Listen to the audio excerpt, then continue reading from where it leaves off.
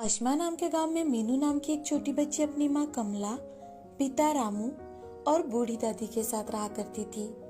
मीनू अपने माँ पिता की एक लौती संतान थी। मीनू के माँ पिताजी मजदूरी कर अपना और अपने परिवार का पेट पालते थे।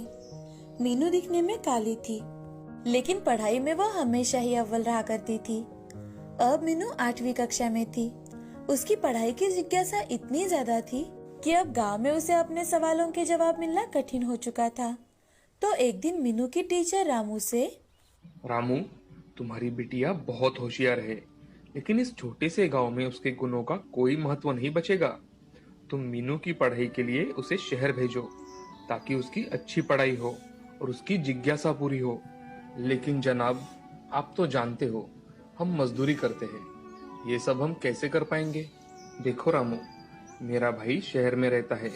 मैं उससे बात करके तुम्हारे लिए और तुम्हारी पत्नी के लिए वहाँ कोई ना कोई काम जरूर दिलवा दूंगा। लेकिन सर जी, मैं ऐसे फैसले अकेले नहीं कर सकता। मुझे घर जाकर अपनी माँ से बात करनी होगी। हाँ हाँ, क्यों नहीं रामू, लेकिन एक बात याद रखना, तुम्हारी बेटी में अविश्वसनीय गुण है। पढ़ाई करने की पूरी क्षमता है उसमें। तुम उसे जरूर पढ़ाओ और आगे ले जाओ। रामू घर जाने के लिए निकलता है, लेकिन उसके दिमाग में आज सिर्फ और सिर्फ मीनू के टीचर ने कही बात दोहरा रही थी। तो अब वो मन ही मन सोच लेता है कि चाहे जो हो जाए, मैं अपनी बेटी को आगे जरूर पढ़ाऊंगा। उसे जो चाहिए वो सब दिलाऊंगा, चाहे मुझे दिन रात मेहनत क्यों न करनी पड़े।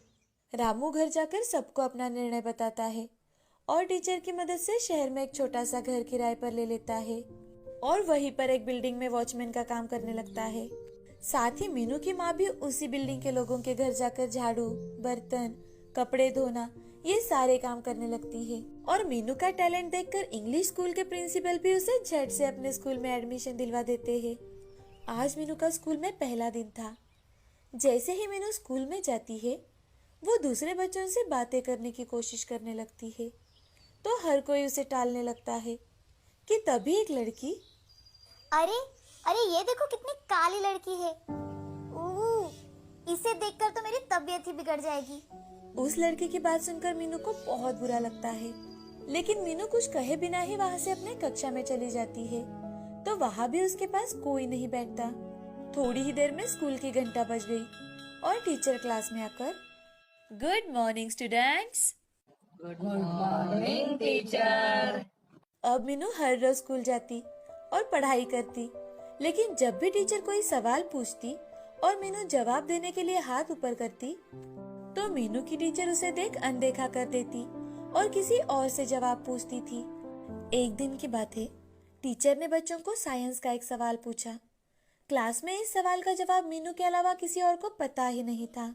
मीनू ने बड़े ही उत्साह के साथ अपना हाथ ऊपर उठाया कि तभी टीचर, किसी को नहीं आता जवाब?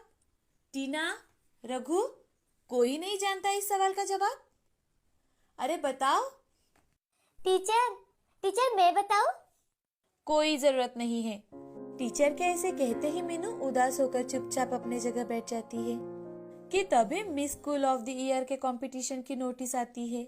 तो एक लड़का धीरे से, टीचर, इसमें तो मीनू को ही भाग लेना चाहिए ना। लड़के के ऐसे कहते ही सभी बच्चे तथा टीचर भी हंसने लगती है। अब मीनू दिन ब दिन उदास रहने लगी, तो उसका पढ़ाई पर असर होने लगा। ये देख रामू और कमला मीनू से, मीनू बिटिया, क्या हुआ? देखो बिटिया, हम तुम्हारे लिए ही तो शहर आए हैं ना। और हाँ, आजकल तुम पढ़ाई में बहुत पीछे पड़ रही हो। तुम्हारी टीचर का मुझे आज फोन आया था। वो कह रही थी कि अगर आपकी बच्ची को अगली एग्जाम में ऐसे ही मार्क्स मिले तो उसे हम वहाँ से निकाल देंगे। पापा पापा वो मीनू बोलते बोलते रुक जाती है, क्योंकि उसे पता था कि उसके माँ पिताजी उसके लिए कितनी मेहनत करते हैं। वो अपने पापा से, नहीं पापा, अब मैं अच्छे से पढ़ाई करूंगी। मीनू की सारी परेशानियां उसकी दादी समझ रही थी, लेकिन दादी वक्त आने की राह देख रही थी।